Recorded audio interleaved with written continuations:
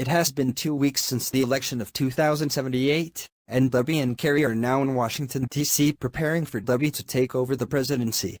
But then... Debbie, I just got a message from one of Scott's daughters. Scott has just died. I'm sorry to hear that. So will you be attending his funeral back in Los Angeles? Of course. I was already sent an invitation via email. You are welcome to come too, of course. Sorry, but I can't. I need to focus on preparing to make the appointments for members of my cabinet once I become president. And, if I may be honest, I never liked the fact that Scott became a Muslim. It seems he only did so to marry his Muslim wife. What if she had been Mormon, or Catholic? If you convert to a religion just to marry someone of that same religion, doesn't that make you a hypocrite?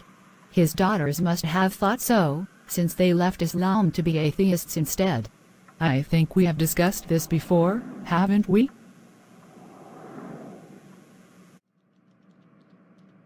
Hello, Debbie and Carrie. Great to see you two again. And I think you know this guy, right?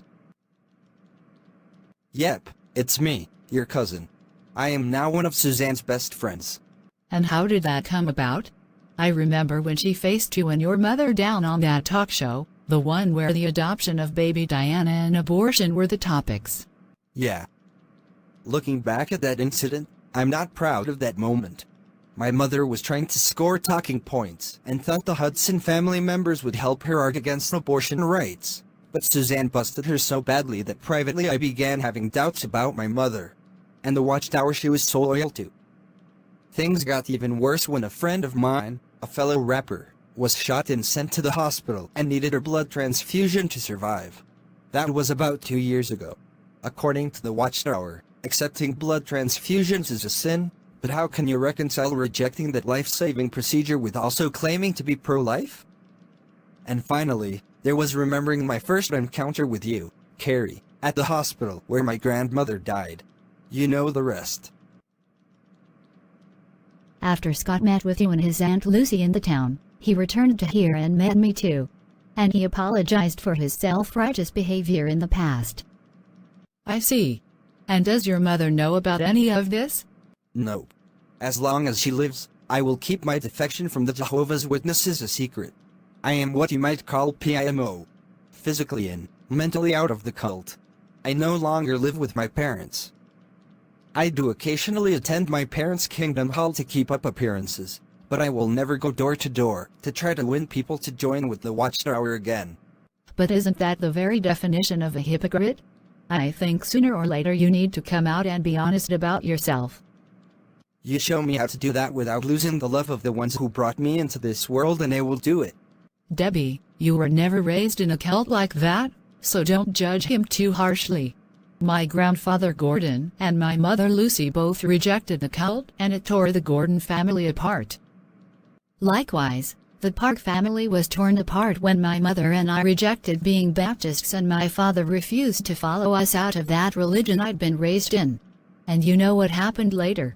All this talk about families and cults is making my head spin. Excuse me. Scott made the choices he did to live the best life he could. Of course, it would have been better for him to have not been raised a Jehovah's Witness, but he had no choice in that. He did make a choice to marry Aisha, and that must have been for the same reason you and I married. We complete each other. We fit together like two pieces of a puzzle.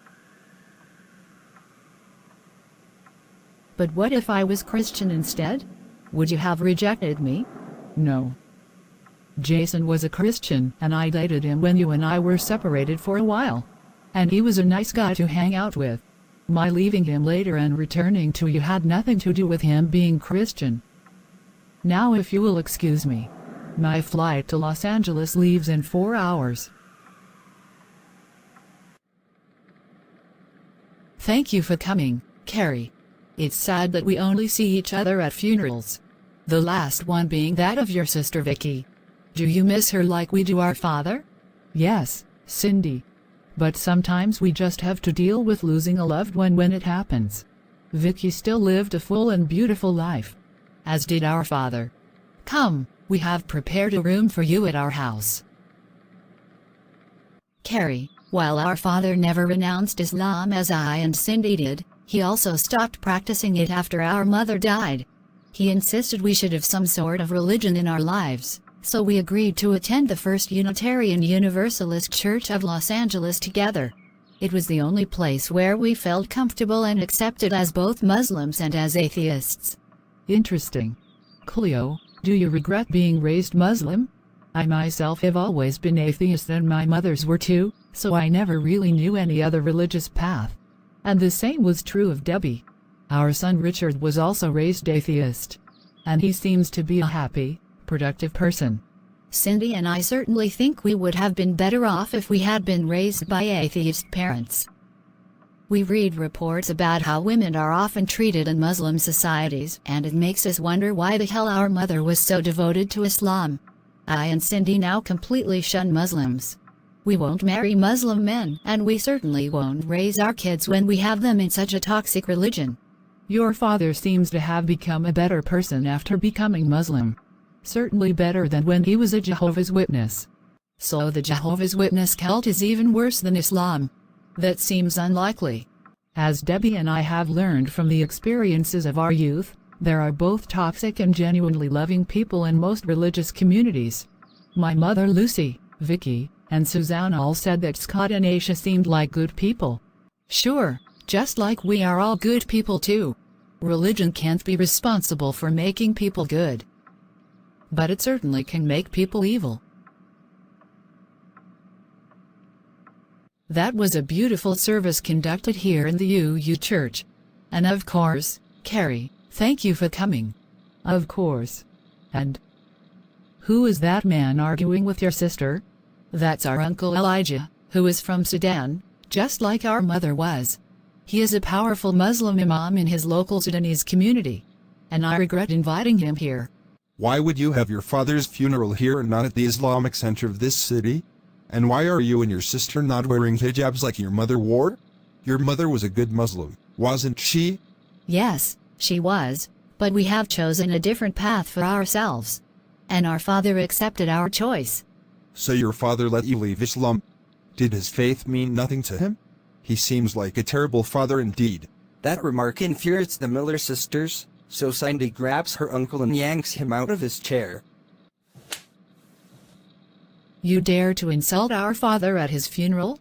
It was because he loved us unconditionally that he allowed us to decide how to live our own lives. Even in the Quran, it is written, "Let there be no compulsion in religion." So we were taught Islam as children, but our parents never forced it on us.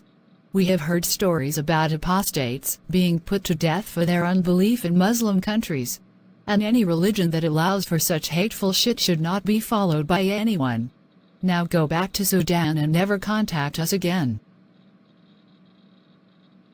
I hope you will always find a community among Unitarian Universalists, regardless of your personal beliefs. And even as ex-Muslims, you should be willing to support the rights and dignity of Muslims like your parents were and you yourselves once were too. Because in the end, our common humanity is what matters, always. Thank you, Carrie. You and your wife Debbie are inspirations to us.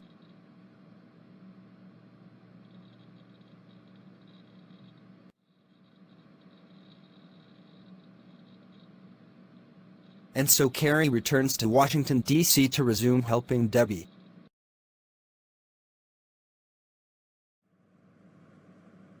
Hello, this is Debbie Smith. Yesterday, I took office as President of the United States, and today, I want to respond directly to the allegations of hypocrisy thrown at me by my opponent of last year, Rush Scumbaugh Jr., a gross case of sore losership if there ever has been one. Specifically, he is complaining about the fact that I won because of the Electoral College, even while losing in the popular vote. But in the past, I have indeed called for the Electoral College to be abolished.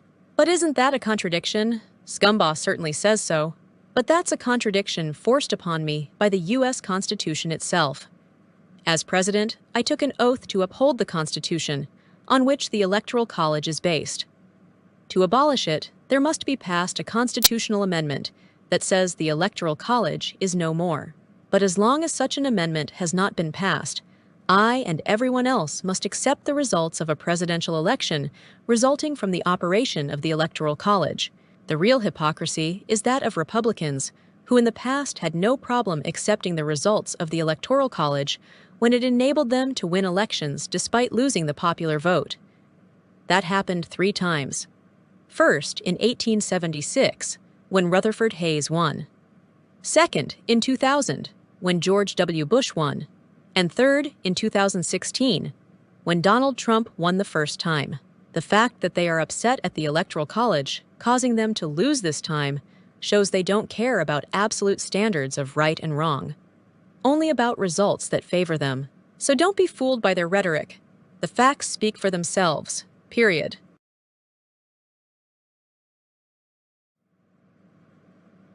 No, Debbie. I am not content to just be a First Lady and just look good in public beside you. That sort of sexist crap has never appealed to me. Then why did you support my campaign to become president? Out of loyalty to you, of course. You deserve to be a great leader. But that doesn't mean I should accept being treated like a lesser being. Give me a task and position worthy of my skills, like a post in your cabinet. Of course. You used to be a police officer and then after that a private detective in Dallas. I can appoint you the head of the Secret Service, the agency that protects presidents, presidential candidates, and former presidents. That job will come naturally to you. Yeah, but the Republicans will then accuse you of nepotism, won't they? Like I give a damn what those backstabbers think of me and what we do. They will attack me for saying the sky is blue or the earth is round. I accept the position, Debbie. It is indeed perfect for me. And I certainly hope to do a better job than when you were shot by Fred Owen last year. Richard, now that we have finished upgrading the USS Sandy with the latest computer technology, I am eager to return to Mars and join the growing colony there. Yes! The completion of the first domed city there will lead to the construction of hundreds of others over the next century or so. And we as scientists will keep exploring the planet to find sites to plant future cities and perform genetic engineering to create plants that can survive in Mars' harsh environment. We need to figure out how to melt the polar ice caps so the atmosphere of Mars will someday be thick enough for us humans to breathe and to hold down liquid water. And are we taking this robot with us? Good question. Robot, I know you were assigned by my uncle to guard this ship in our absence, but now we are going to Mars. Do you want to go to Mars with us, or stay on Earth with my uncle? I think I would be much more useful working on Mars. Perhaps I could be programmed for construction tasks, or help in exploring the planet.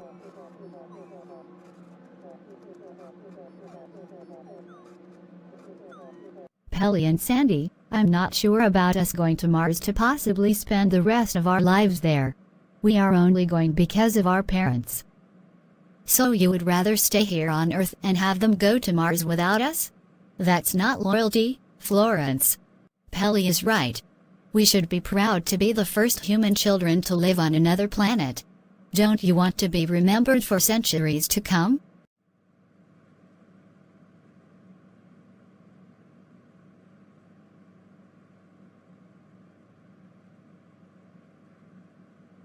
I have issued an executive order requiring that all members of the United States Congress must be audited by the Internal Revenue Service every May 1st. Since Congress members are supposed to be paid by taxes provided by the American people, it is only logical that they be held accountable for their sources of income.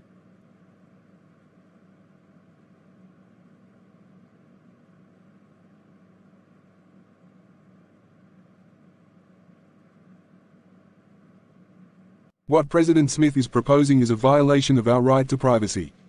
Audits by the IRS are normally done to business or individuals that are suspected of tax evasion. Making audits a routine task would only increase the already massive burden on IRS employees. Why should you claim any right to privacy regarding matters of personal income, Senator? Your money comes from the American people, right? But what if some of you are taking bribes from corrupt companies to do their bidding? What if you are embezzling money from your campaign funds? What if you own stock in companies you may be passing laws to regulate? Wouldn't that be a conflict of interest? Well, I guess that makes sense. President Smith thinks she can humiliate us like this. But she is not perfect herself.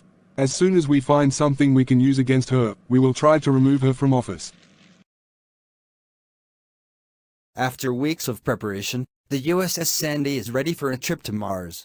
Its current crew includes Richard Sims, his wife Diana Hudson, their cousin Jennifer Smith, and Rob the robot. The passengers include Pelly and Florence Smith, daughters of Jennifer, and Sandy Maria Sims Hudson, daughter of Richard and Diana. All right, it is time to launch the ship. Jennifer, report the ship's power status. All power systems are normal. We can launch at your command. The command is given. Diana, proceed. Launching now.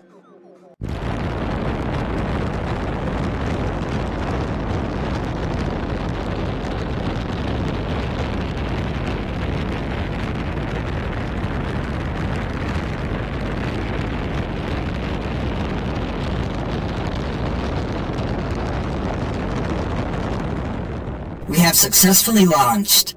Estimated time to reach Earth orbit, 5 minutes. Course to Mars is now plotted, Richard. Begin second firing of the engines. I want us to reach Mars in 1 day. Engaging.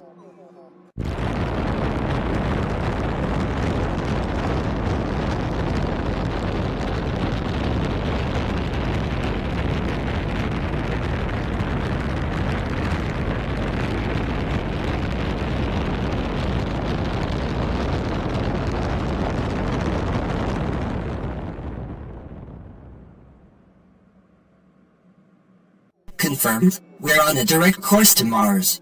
We will reach the planet in 28 hours at our present speed. Robot, you stay on the bridge. Diana and I will go below to relax. President Klaus, one of the reasons I am so strongly anti-racist is that if I as a light-skinned human whose ancestors came mostly from Europe cannot get along with all other humans who live on this planet with me, then we humans cannot hope to get along with aliens from other worlds like you Sabari. Members of your race have been both a threat to us and have saved our lives. We must do whatever we can to encourage good relations between humans and Sabari, and to do that, we have to discredit all manifestations of white supremacy that remains among us Americans. I understand. We Sabari have also had racist issues on our own world, including the enslavement of the Nikos in the past. Even now, there is resistance on my homeworld to making Nikos and Sabari completely equal. And such resistance is openly expressed, ironically, because of you and other humans insisting that we Sabari have a liberal multi-party democracy instead of the socialist dictatorship we had under leader Chiron. That's why I asked about your own views on race. Do you see the Nikos as inferior to Sabari? No, of course not. But trying to use government force to make people consistently ethical is problematic. Who gets to decide what is or is not consistently ethical? In America, we have separation of church and state. But on the other side of our world, some countries have Islam as the state religion and all laws are based on Islam. As an atheist, that violates my own ethical views. But I would not force atheism on my people either. I know nothing about Islam, and in the Sabari language, there is no actual word for atheism or even God, for that matter. For some reason, we never developed what you humans call religion. Yet so many of you are obsessed with such concepts and actually think they are real. Indeed. I wonder why we can be so different in one way and yet alike in another way. As we continue to exchange knowledge, maybe we can find answers.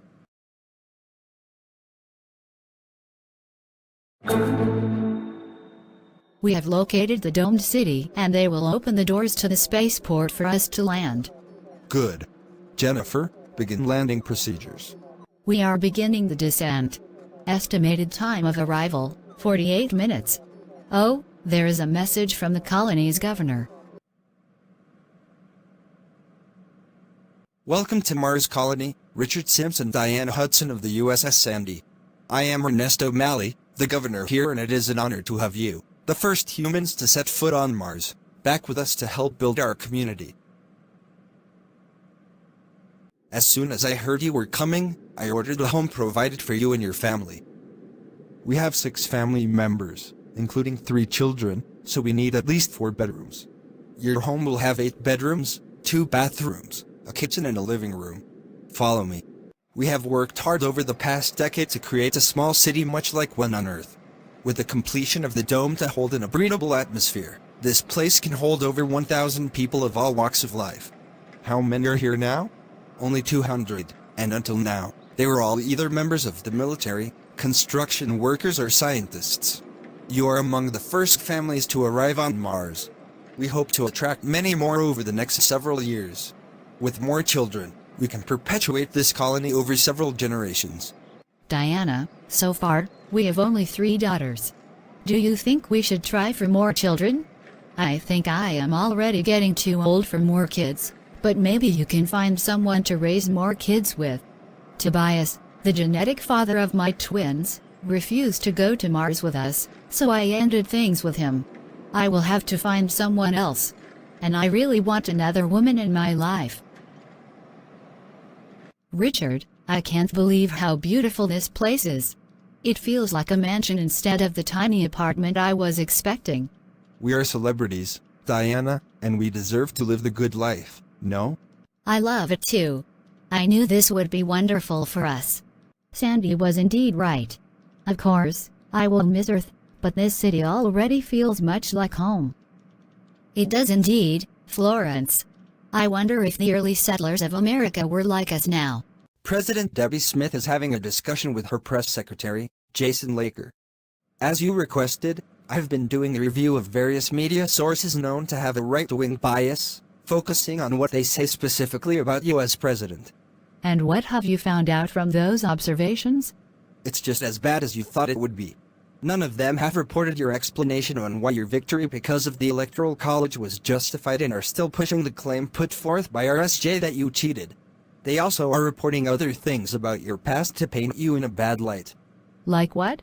About how after you became CEO of Aphrodite Agency, the first thing you did was fire one of your best models, Elizabeth Henley, and even assaulted her. They say you must have done that because you envied her for being prettier and more popular than you. That's bullshit. I punished her because her sister Florence was sexually harassing my son. My niece Annika took matters into her own hands by beating Florence up, so Elizabeth wanted to sue me over that incident. That looked like opportunistic crap to me, so I reacted accordingly. Do those media outlets say anything about Florence, Annika, or Richard? Nope, only you and Elizabeth Henley. Then they are telling lies by omission. And we shouldn't tolerate that. Give me the details of that false report. Here you go. The next day, Debbie summons her Attorney General, Brenda Smith. No relation to Debbie. I want you to file a slander lawsuit against Joseph Raines, a conservative talk show host in Utah who has a hugely popular channel on YouTube. He also is heard on dozens of radio stations across the Southwest and the Midwest. Use the recording Jason Laker made of Raines' attack on me last week.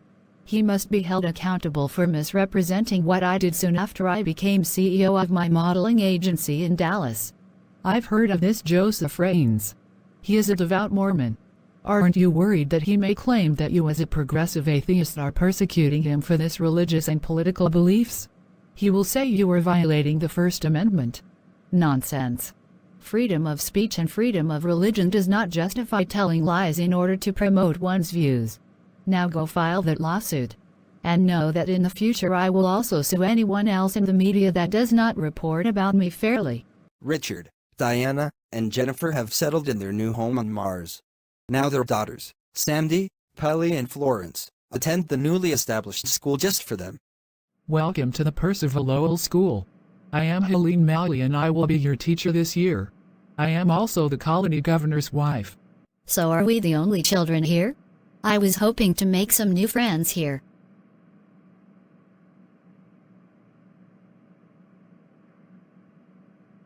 Wouldn't it be easier to just tutor us in our own home? I suppose it would be easier, But this school was built in anticipation of many families arriving here over the next few years. You and your parents are the first families with children to arrive here. In a month to come, we hope to see many more. So now, you three girls will be tested on your math, grammar, writing, science, and history knowledge.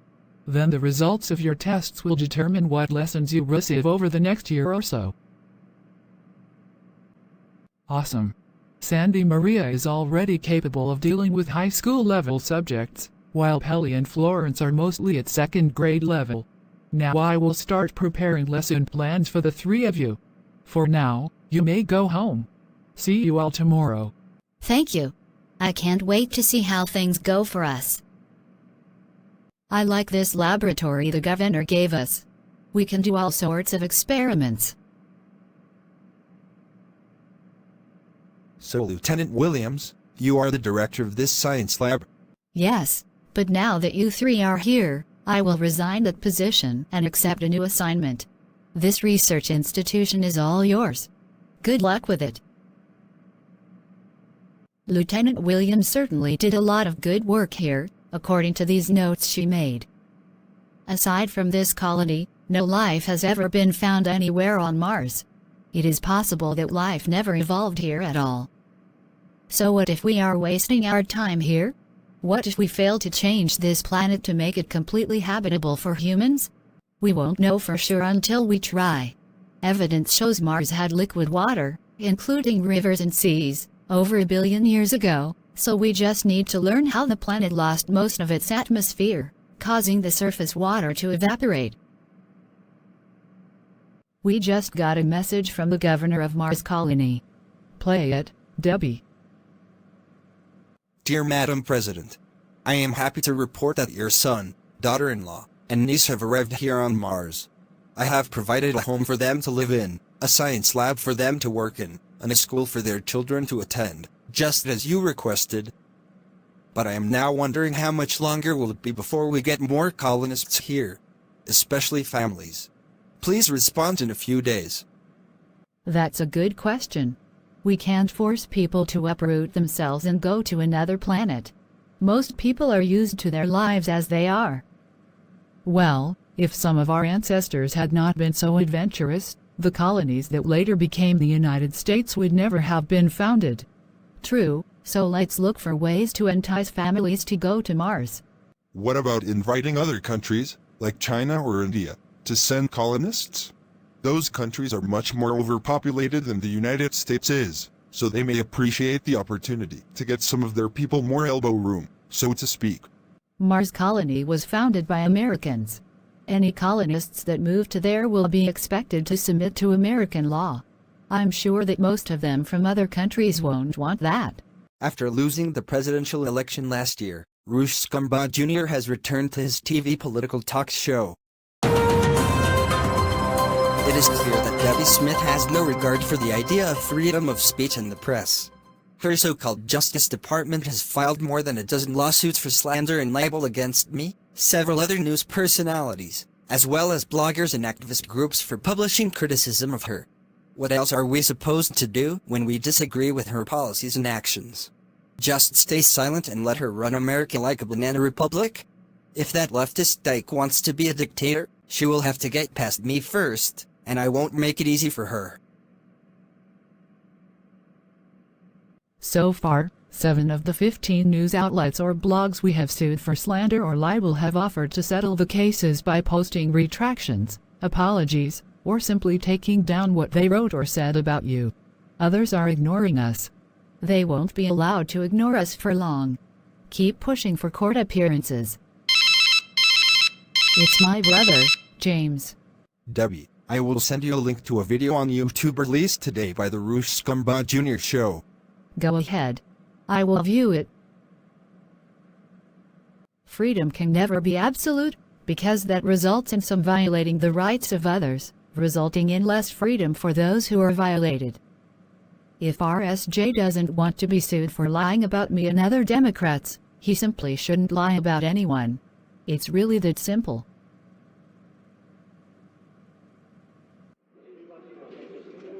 It is agreed, then.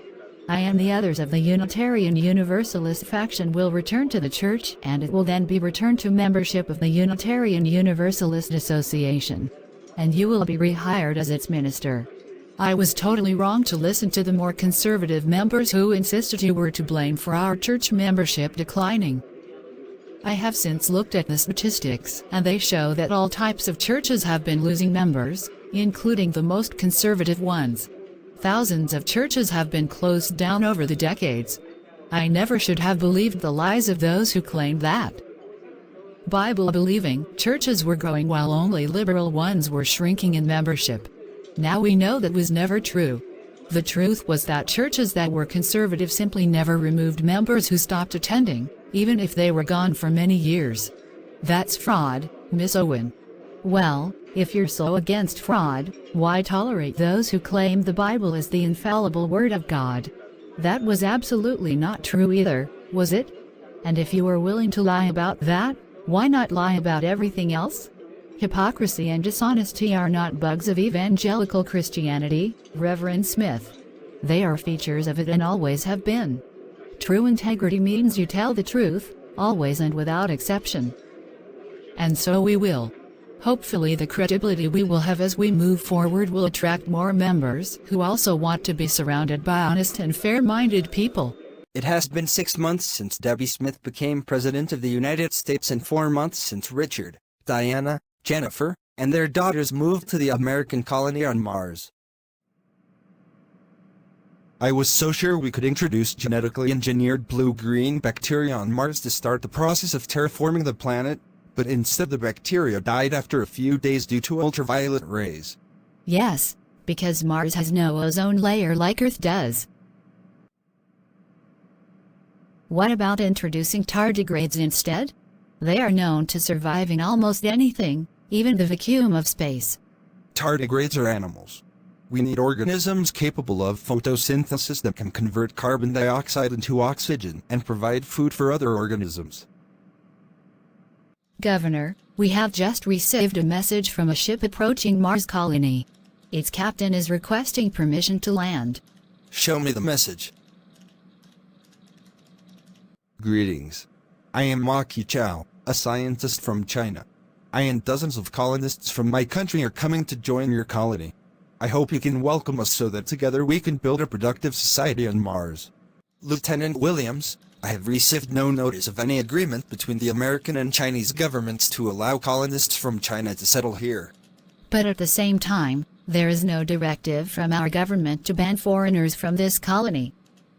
And I don't think it is a good call to do something that might get us accused of racism, Governor. So we should let them land and then join us. So be it. I will allow the Chinese ship to land. The legislation to have all hospitals in the United States be owned directly by the federal government has been introduced in Congress, but is facing severe opposition from Republicans there. That is to be expected. If the legislation fails, we can use that as an issue against the Republicans in the next election cycle. And if it is successful, we can use that as an issue against the Republicans in the next election cycle. Either way, we find reasons to bust their asses. Your overconfidence may be a serious weakness, Madam President.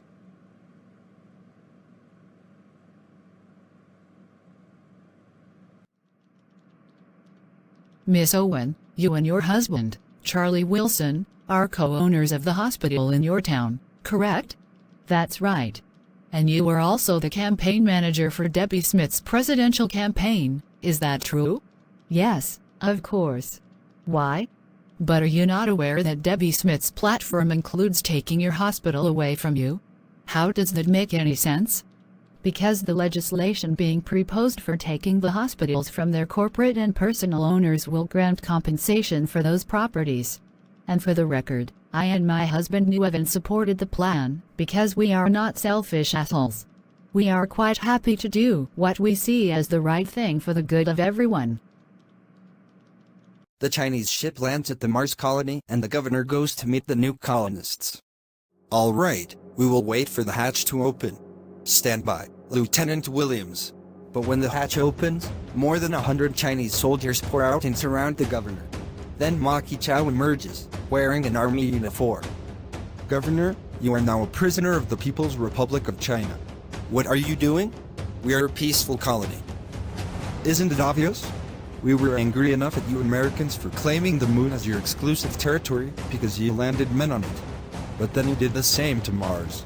Our country is vastly more overpopulated than yours, so we need this planet more than you. Once we remove all the American colonists from Mars, we will replace them with Chinese citizens. You will have to return to Earth and defeat. Men, take him aboard our ship. But Lieutenant Williams was able to get away and quickly makes a call to Richard Sims. Mr. Sims, our colony is under attack by Chinese troops. You need to get away before they capture. I am shot. Diana, we are being invaded. What are we going to do? We must protect our daughters. Richard opens the front door and is confronted by a squad of Chinese troops. Their sergeant threatens them. You and your family are now prisoners. If you resist us, we will kill you. Come with us now. Oh my god, no.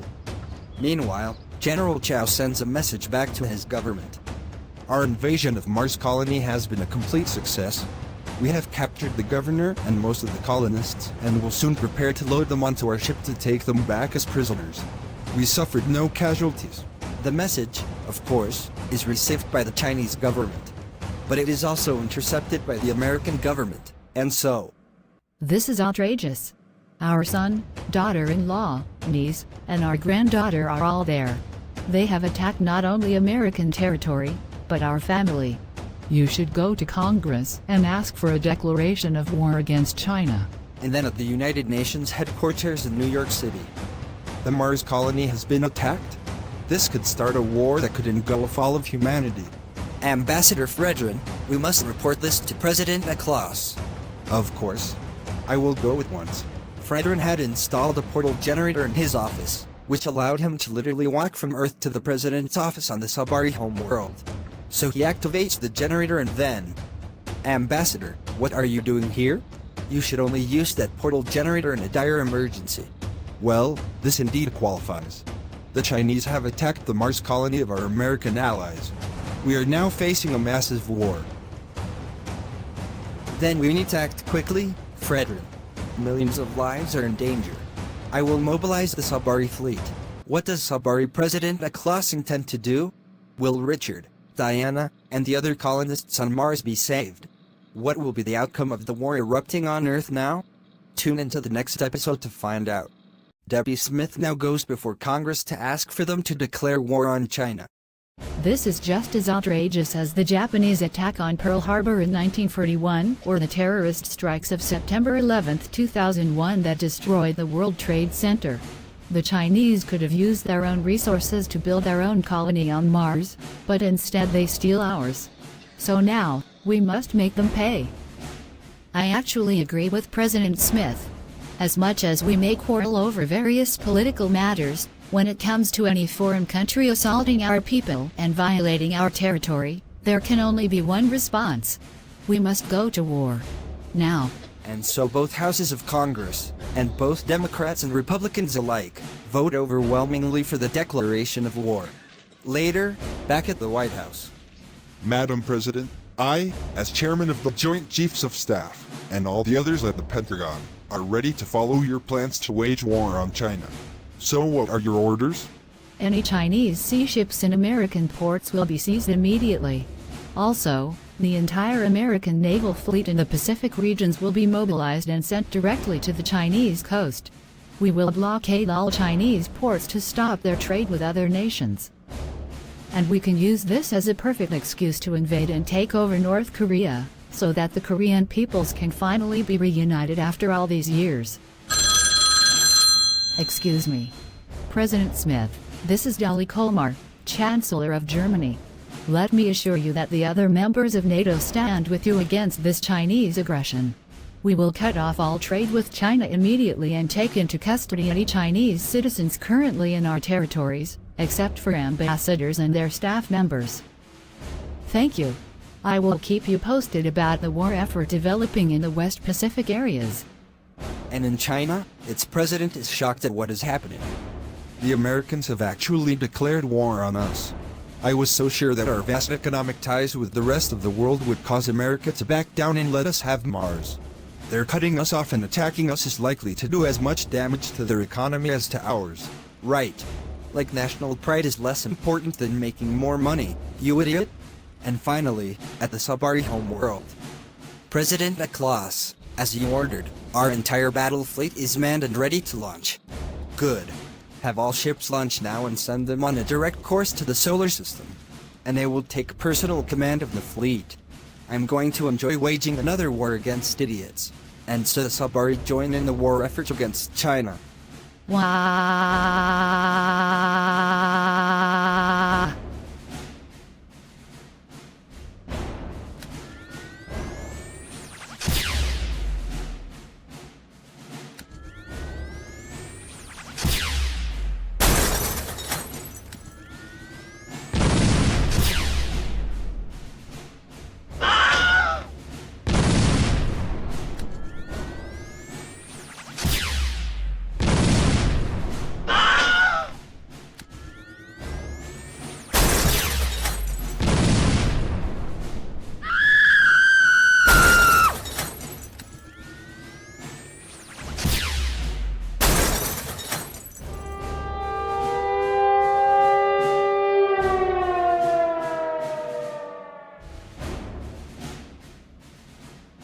So with the American Navy blockading Chinese ports, and the Sabari Space Force ransacking Chinese cities, causing over 200 million deaths, the Chinese government is forced to its knees.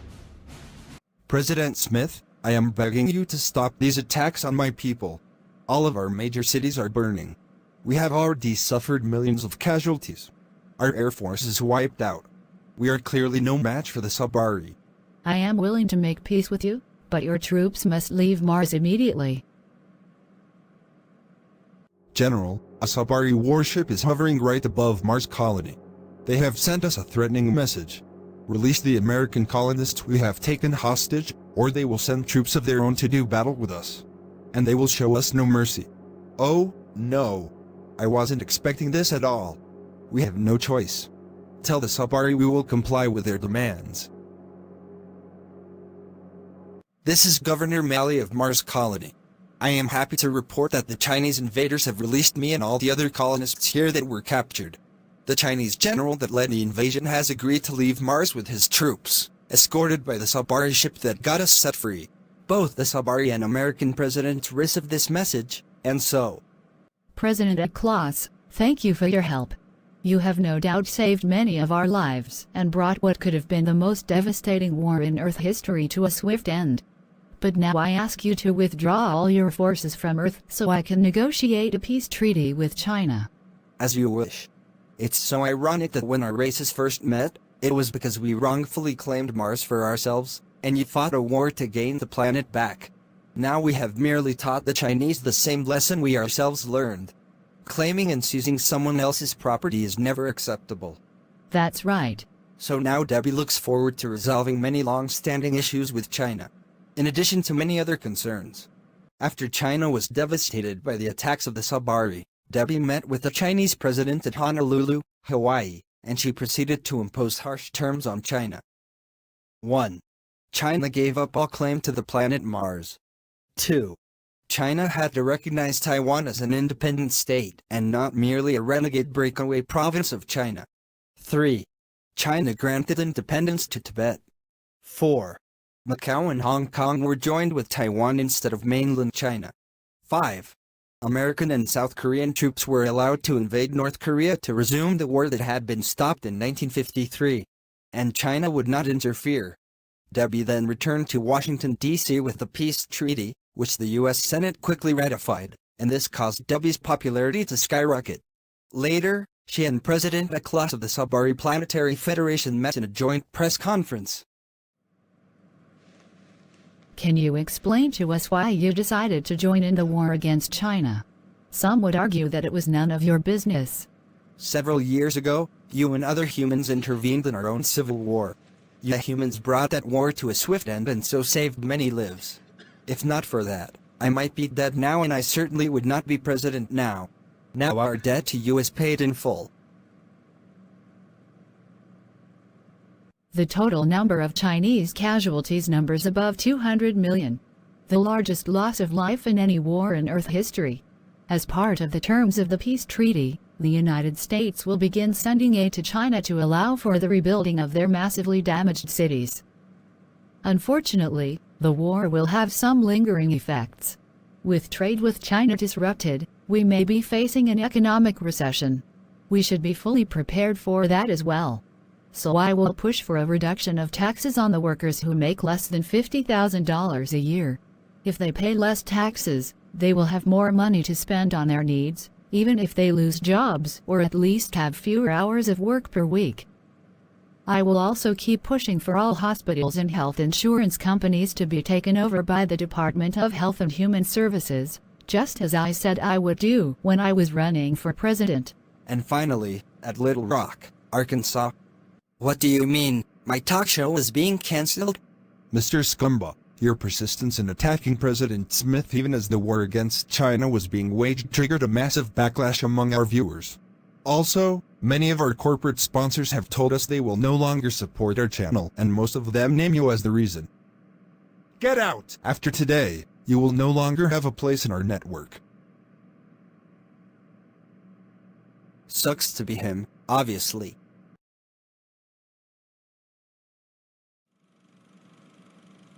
Governor, even before the Chinese invaded this colony on Mars to take it over and expel us, I was starting to doubt our ability to terraform this planet to make it completely habitable for humans. And now I am convinced it is impossible. Why do you say that, Dr. Sims? First, Mars has no magnetic field.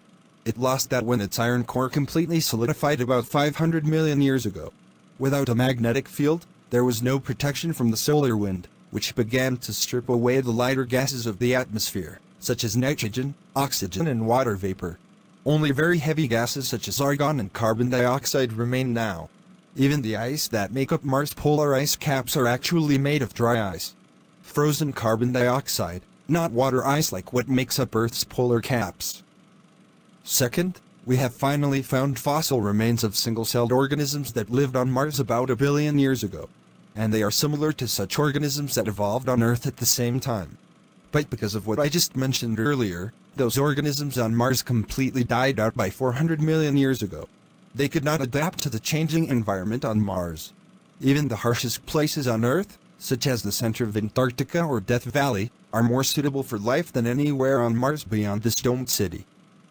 We have no access to water or oxygen anywhere on Mars, so we can't even start the terraforming process. We could build more domed cities on the planet to hold in warmth and a breathable atmosphere, but that's it. I understand. I will submit a report to your mother about this, and you and I will both sign it. So, are you going to attend Lieutenant Williams' funeral? It is tomorrow. Yes. She was the first human to actually die on Mars. So what will happen to her body? The body will be taken outside the colony and buried in a shallow grave. The conditions outside will mummify her body. Then a historical monument will be built on the gravesite, describing her life and how she died. I would probably hate the Chinese more for what they did if the Sabari had not inflicted a whopping 230 million casualties on the Chinese population. Now I worry that the Sabari might someday turn on us and attack the rest of Earth. Let's hope they don't.